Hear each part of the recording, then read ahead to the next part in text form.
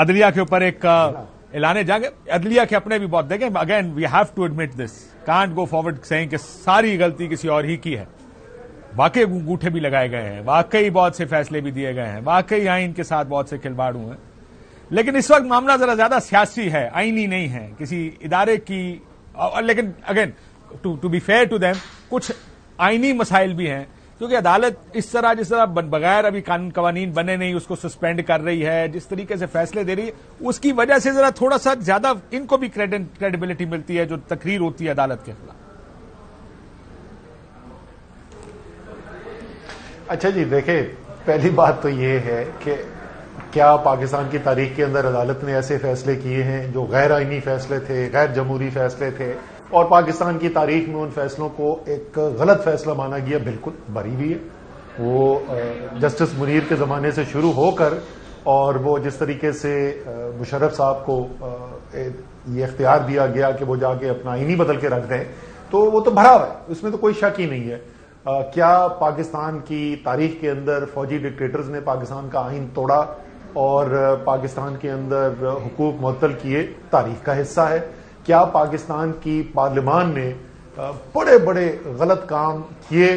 بشمول تازہ آپ دیکھ لیں کہ نیب کا قانون جا کے بدل دیا, کسٹم میڈ سینکڑوں اربوں روپے کی اپنی چوری معاف کرا دی پارلیمان کے ذریعے قانون بنا کر.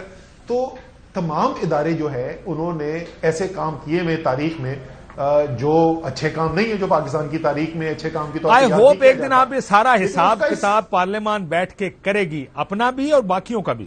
مجھے امید ہے کہ آپ لوگ سارا یہ آڈٹ کریں گے اپنا بیٹھ کے, ہم ساروں نے کیا کیا خرابیاں کی. صحیح. اچھا, لیکن اس کا اس سے کیا تعلق ہے؟ یہ جو ساری بحث اس وقت چل رہی ہے, اس وقت بحث کیا چل رہی ہے؟ دیکھیں اس وقت چیزوں کو الجھانے کی ایک ایسے کوشش کرتے ہیں.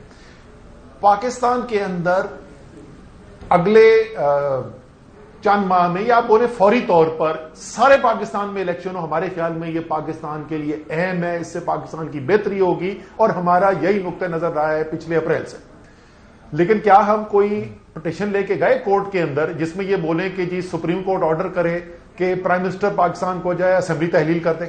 کیا ہم گئے کہیں پہ؟ ہم نہیں گئے نا, کیونکہ ہمارے خیال کے اندر ملک کی بہتری تو ہے ارلی الیکشن میں, لیکن آئینی طور پر قانونی طور پر اختیار وزیر اعظم کا ہے کہ وہ اسمبلی تحلیل کرنا چاہتا ہے یا نہیں کرنا چاہتا.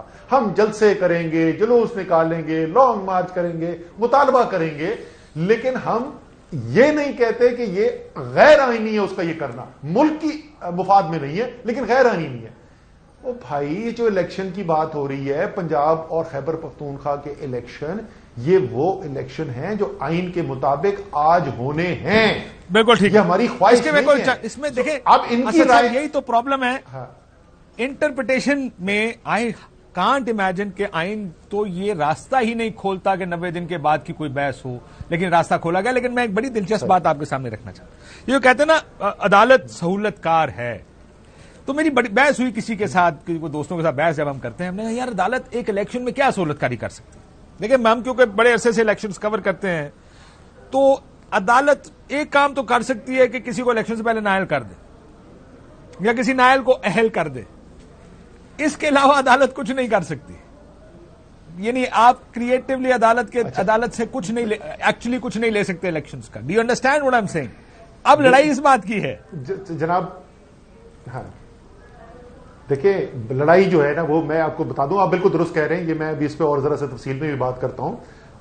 لیکن میں یہ کہہ رہا تھا کہ اس وقت کیا ہو رہا ہے, یہ تاریخ میں تو ہوا ہے کہ جی وہ فیصلے ہوئے ہیں, بڑے بڑے خراب فیصلے ہوئے لیا گئے. اس وقت غصہ کس بات کا ہے؟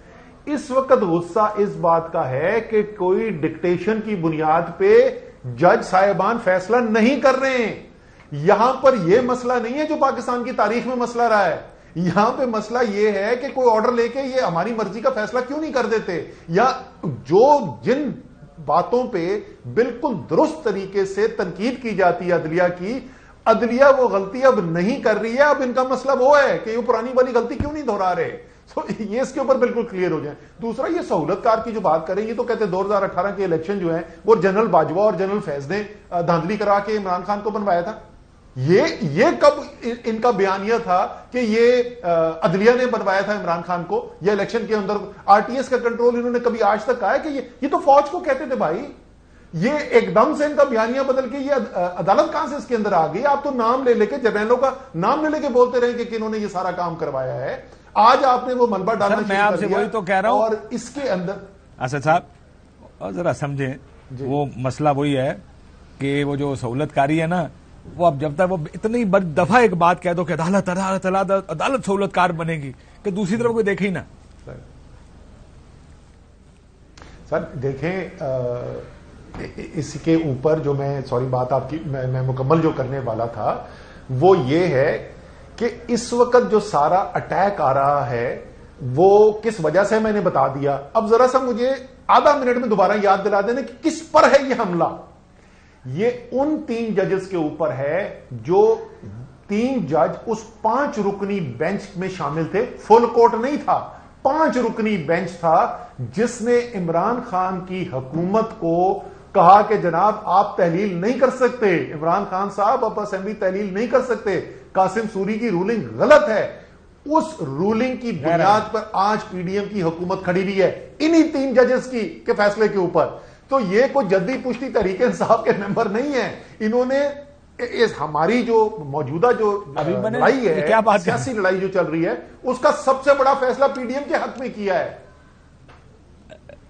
آپ جب کہتے ہیں نا اسد صاحب کے جدی پشتی تحریک انصاف کے ممبر نہیں ہے تو آپ امپلائی یہ کر رہے ہیں کہ وہ پہلے پرانے نہیں ہیں جی, نوے نوے ہیں. اس کو بھی need to freeze it properly. میں کہہ رہا ہوں بھائی کہ ان لوگوں نے جو سب سے بڑا فیصلہ دیا ہے اس پوری سیاسی کشمکش کے اندر, جو سب سے بڑا فیصلہ انہوں نے کیا ہے انہی 3 ججز نے, اس کی بنیاد پہ آج پی ڈی ایم کی حکومت کھڑی ہوئی ہے. تو یہ ججز جو ہیں, ان ججز کی تاریخ میں آپ کو کوئی ایسی چیز نہیں نظر آئے گی کہ وہ کوئی ایک پارٹی یا دوسری پارٹی کی طرف ہیں. وہ آئین کی بنیاد کے اوپر فیصلہ کر رہے ہیں اور مسئلہ ان کا یہی ہے. دیکھیں یہ کبھی کہتے ہیں نوٹ نہیں ہے. اسد صاحب دیکھیں, آپ نے میرے سوال کا جواب نہیں دیا. آپ کو میں نے کہا تھا عدالت کیا کر سکتی, کسی کو نائل کر سکتی ہے, کسی کو اہل کر سکتی ہے. اصل لڑائی اچھا ہاں, یہ بھی بڑی اچھی آپ نے خوبصورت بات کی. آپ نے دیکھیں ہماری پارٹی کے اندر کچھ لوگ ہیں, سینئر لوگ نہیں ہیں لیکن کچھ لوگ ایسے ہیں جو بولتے ہو یار یہ تو فائز عیسیٰ آ جائیں گے تو پتہ نہیں کیا کر دیں گے, یہ چاہتے ہی ہیں کہ الیکشن فائز عیسیٰ کے آنے کے بعد ہو. اب جس قسم کی یہ باتیں خواجہ صاحب نے کی ہیں اس سے تو لگتا ہے باقی نہیں ہے. یار پہلی بات تو میری تو یہی امید ہوگی کہ فائز عیسیٰ صاحب جب آئیں گے چیف جسٹس بنیں گے تو وہ بھی آئین اور قانون کے مطابق ہی فیصلے کریں گے. انہوں نے کون سی کوئی الیکشن کے اندر دھاندلی کرانی شروع کر دینی ہے. لیکن الیکشن کا تعلق کیا ہے سپریم کورٹ سے بھائی؟ الیکشن کرانا ہے الیکشن کمیشن آف پاکستان نے, اس کی سہولت فراہم کرنی ہے جو نگراں حکومتیں بنیں گی. سپریم کورٹ کا سے بیچ میں لینے دینے میں کہیں نہیں ہے. سپریم کورٹ انہوں نے تو جوڈیشل آفیسر بھی دینے سے انکار کر دیا, جو ان کو اپنا فیصلہ دوبارہ نظر ثانی کرنی چاہیے, انہوں نے تو جوڈیشل آفیسر بھی دینے سے انکار کر دیا. عدالتوں کا کیا تعلق ہے الیکشن کرانے سے؟ یہ کچھ بھی نہیں ہے, یہ سارے بہانے ہیں. کبھی بولتے ہیں کہ الیکشن اس لیے بعد میں ہونے چاہیے کہ پاکستان تقسیم ہو جائے گا, کبھی کہتے ہیں بجٹ اگر نہ پیش کیا تو جب پاکستان کا بیڑا غرق ہو جائے گا, کبھی کہتے ہیں کہ یہ عمر عطا بندیال کے ہوتے ہوئے الیکشن ہو جائیں تو جب پاکستان کا بیڑا غرق ہو جائے گا. کسی چیز سے تعلق نہیں ہے ان کے. کوئی تو یہ بھی کہتا ہے